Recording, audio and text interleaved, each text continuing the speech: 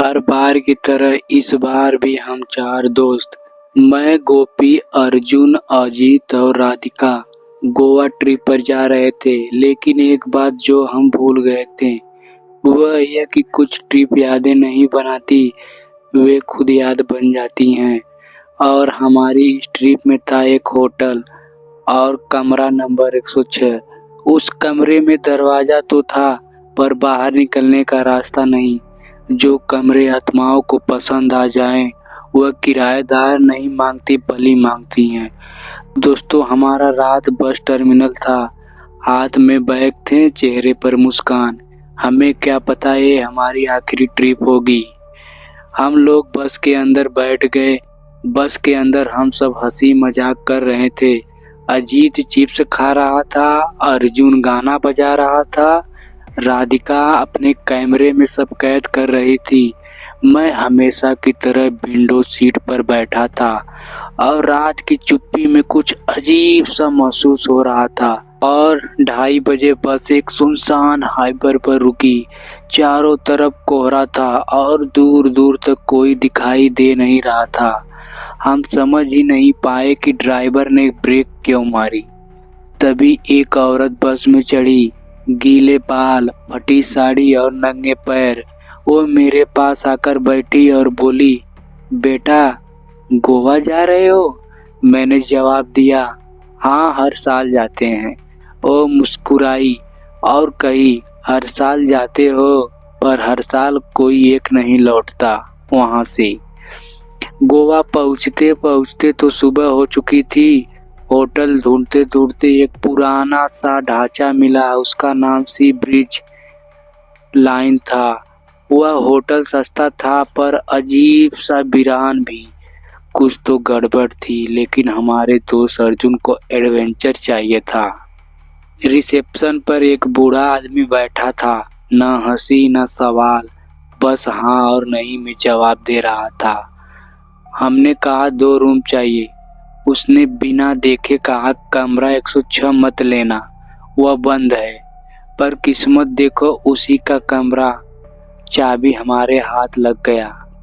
जब अर्जुन ने पूछा, इसमें क्या है? बूढ़ा बस इतना बोला, वो कमरा किसी को पसंद नहीं करता। फिर वह चुप हो गया। उसकी आंखें जैसे बीते हुए डर को दोबारा देख रही थी। कमरा 106 का दरवाजा खुला। पुराना कुर्चा हुआ और पेंट उखड़ा हुआ था। उस रूम में लाइट धीमी थी और दरवाजे के अंदर से एक अजीब सी ठंडक महसूस हो रही थी। जैसे ही दरवाजा खोला, ठंडी हवा और कोहरा हमारे चेहरे से टकराया। कमरा बंद था, फिर भी अंदर की हवा बर्फ जैसी थी। अंदर एक अजीब सी बदबू, जैसे कोई बहुत वक्त से फंसा हो।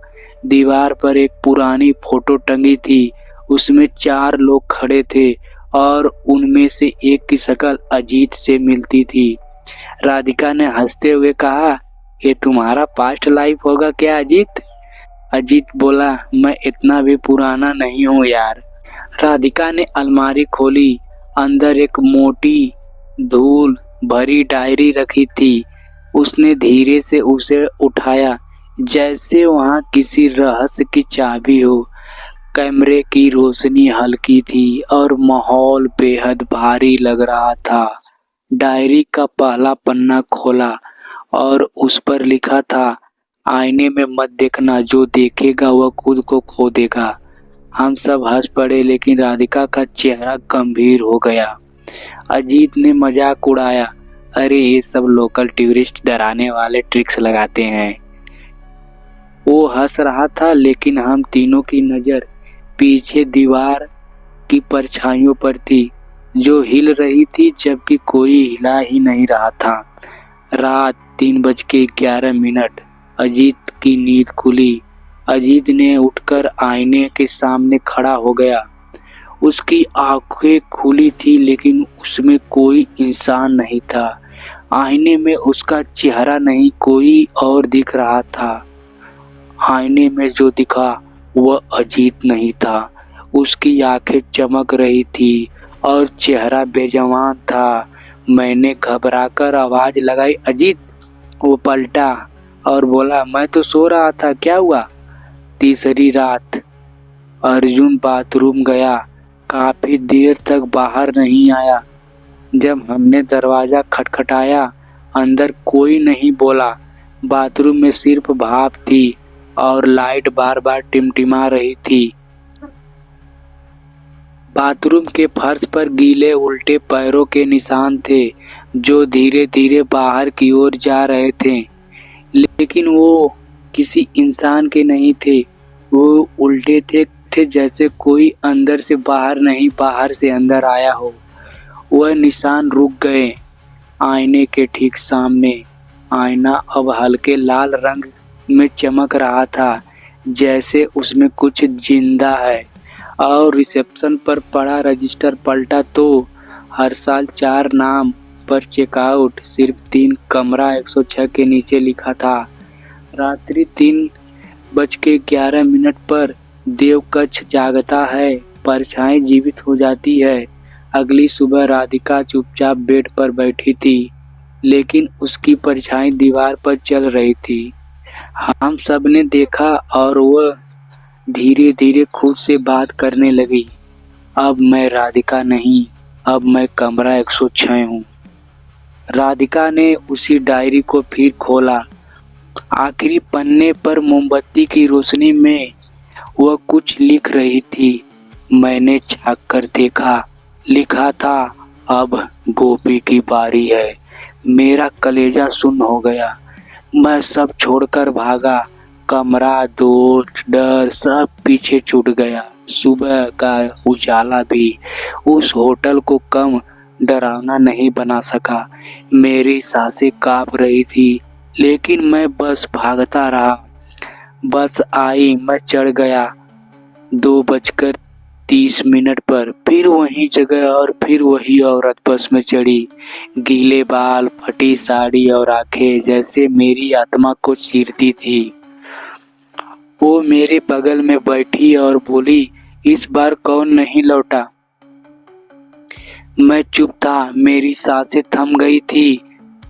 वो मुस्कुराई और कहा, कमरा 106 हर साल एक आत्मा लेता है, इस बार तुम बच गए। अब जब भी आईने में देखता हूँ, एक सवाल घूरता है मेरी आंखों में, क्या मैं सच में बचा हूँ या सिर्फ एक और परछाई बन चुका हूँ?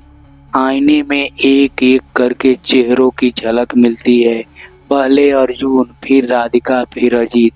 हर चेहरा अब आत्मा बन चुका है और मेरा चेहरा बस पिघल रहा है इस कांच में। कभी कभी लगता है कोई मेरी परछाई से बात कर रहा है। आईने के अंदर का मैं शायद असली में बन गया हूँ और बाहर का मैं सिर्फ एक नकल है। कमरा 106 अब भी खुला है। दरवाजा थोड़ा सा खुला हुआ और अंदर से लाल रोशनी टपक रही है। कोहरा अंदर तक फैला हुआ है और वो किसी को बुला रहा है। 4 दोस्त, एक रहस्यमय होटल और एक कमरा जो हर साल एक को छीन लेता है। यह कहानी खत्म नहीं हुई, ये हर साल दोहराई जाती है। आज भी जब कमरे 106 का दरवाजा थोड़ा खुला दिखे तो अंदर मत झांकना, क्योंकि अगली आत्मा की तलाश जारी है। शायद अगला तुम ही हो।